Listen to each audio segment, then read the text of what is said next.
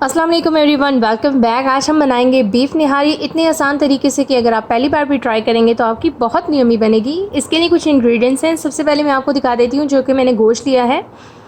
इस गोश्त में जो है आधा किलो के करीब हड्डियाँ डलती हैं जो कि मींग वाली होती हैं, और इसके अलावा बोंग का गोश्त होता है जो कि गोश्त मैं आपको दिखा देती हूँ। और किलो मैंने गोश्त लिया, आधा किलो हड्डियाँ। ये देखें गोल बोटी होती है जिसे मछली का गोश्त भी कहा जाता है, बोंग का गोश्त भी कहा जाता है, तो ये इसकी पहचान है। बीफ नहीं है तो आप मटन में बनाएंगे तो सेम प्रोसेस कीजिएगा, बहुत यमी बनेगी। यहाँ पर ले लिए धनिया, इसके अलावा ले लिए है सौंफ 2-2 चम्मच के करीब। 3 मीडियम साइज़ की प्याज़ें हैं, इसे कट करके मैंने रख लिया है।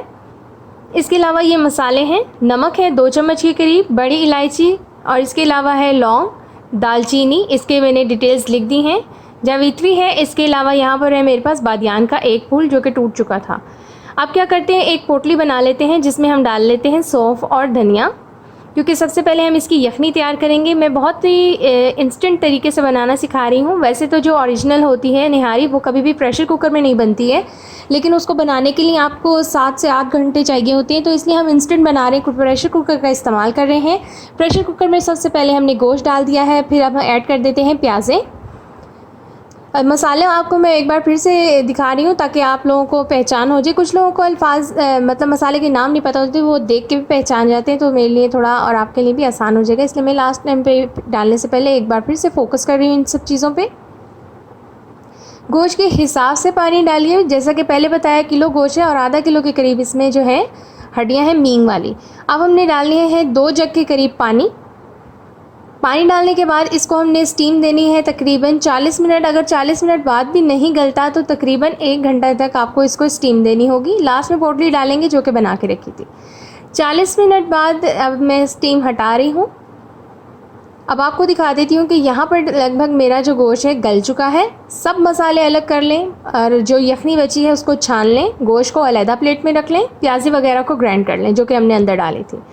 1 कप के करीब जो है आपने ऑयल डालना है। ये छोटा है तो इसे मैं 2 बार दिखा रही हूँ, लेकिन ये टोटल 1 कप जो है ऑयल है, ठीक है। इसके अंदर आप डाल लें जो कि प्याज़ें हमने साथ में उबाली थी, उसके निहारी उबालने के लिए जो रखी थी अभी वही वाली प्याज़ें हैं, उसको क्या किया ग्राइंड कर लिया। और उसमें जो मैंने साबुत मसाले डाले थे वो बचे कुचे थे, मैंने इसी में डाल के ग्राइंड कर लिए। अब इसे अच्छे से भून लें क्योंकि प्याज़ों की कचैन को अभी भी थोड़ा टाइम लगता है, तो उसमें अब ऐड कर लें जिंजर गार्लिक का पेस्ट, यानी कि लहसुन अदरक का पेस्ट शामिल कर लें 2 बड़े चम्मच के करीब, और इसे अच्छे से भून लें मीडियम फ्लेम पे। आँच का खास ख्याल रखिएगा, मसाला जलना नहीं चाहिए। मसाले का कलर चेंज हो और या फिर आप 10 से मिनट तक का रख लें फ़र्क। नमक यहाँ पर डाल रहे हैं हम, लाल मिर्चें, इसके अलावा हमने ले लिया हल्दी, और यहाँ पर ले लिया हमने साबुत धनिया, ठीक है, उसका भी पाउडर लिया है। ये सब चीज़ें डाल लेते हैं। नमक हस्बे जायका, लाल मिर्चें जो 2 चम्मच के करीब, और इसके अलावा हमने हल्दी डाली है 1 चम्मच, और हमने डाल दिया है धनिया पाउडर 1 चम्मच। अब इस सबको भी अच्छे से मिक्स कर लेते हैं। यहाँ मैं डाल रही हूँ दही। मैं दही में बना रही हूँ, टमाटर नहीं डाल रही हूँ। टमाटर भी डलते हैं और दही भी डलती है, तो मैंने दही का ऑप्शन ज़्यादा मेरे लिए ईजी था क्योंकि मसाला जो है नरम नरम सा मिक्स सा रहता है। मुझे तो दही वाला बड़ा मज़े का लगता है, तो सोचा वही बनाई जाए जो खुद खाते हैं। अच्छे से भूने, 5 मिनट तक मज़ीद भूनने के बाद आप इसमें शामिल कर दें जो कि आपने गोश्त, मैंने आपको बताया था कि आपने उस यखनी में से निकाल लेना है। निकालने के बाद एक प्लेट में रख लेना है, और जो मसाले जात हमने डाले थे वो हमने ग्राइंड कर लिए थे और ऐड कर लिए थे। जो ये हमने उबाला था गोश्त वो अब इसमें शामिल कर रहे हैं, ठीक है। अब इस गोश्त को मसाले में शामिल करने के बाद अच्छे से भूनें। ये बहुत ही इंस्टेंट तरीका है, अगर आप इस प्रोसेस के थ्रू बनाएंगी तो बहुत ही आसानी से बन जाएगी। बहुत सारे डिफरेंट स्टाइल में बनती है, ज़रूरी नहीं है कि हर किसी का स्टाइल और बताने का अंदाज़ सेम हो।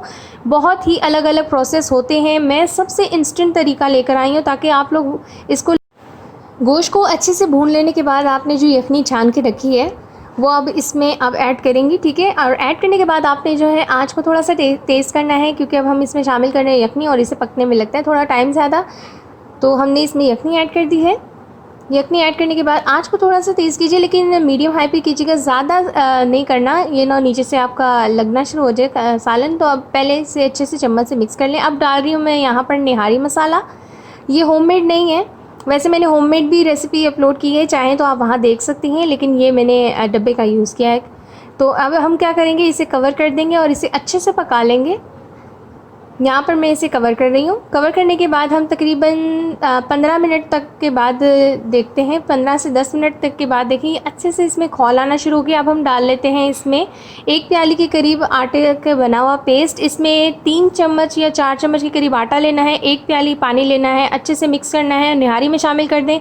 ये निहारी की ग्रेवी को थिक करती है, तो ये वाला जो स्टेप है स्किप बिल्कुल नहीं कीजिएगा, इससे निहारी में थिकनेस आती है। अब अच्छे से बॉयल होने दें, यानी कि जब निहारी में बुलबुले उठने लगे, ये खौलना शुरू हो जाए, तो तब आपकी निहारी एकदम तैयार है। तो मज़ेदार और इंस्टेंट निहारी हमारी तो तैयार हो चुकी है। अगर तो आप मेरे चैनल पे न्यू हैं, जल्दी से सब्सक्राइब करें ताकि ऐसी ही मज़े की रेसिपीज़ आपको आसान तरीके से देखने को मिल सके। वीडियो पसंद आने पर लाइक करें, मुझे कमेंट करके ज़रूर बताइएगा कि आपको मेरी ये रेसिपी कैसी लगी। तो मिलते हैं नेक्स्ट वीडियो पे, तब तक के लिए अल्लाह हाफ़िज़।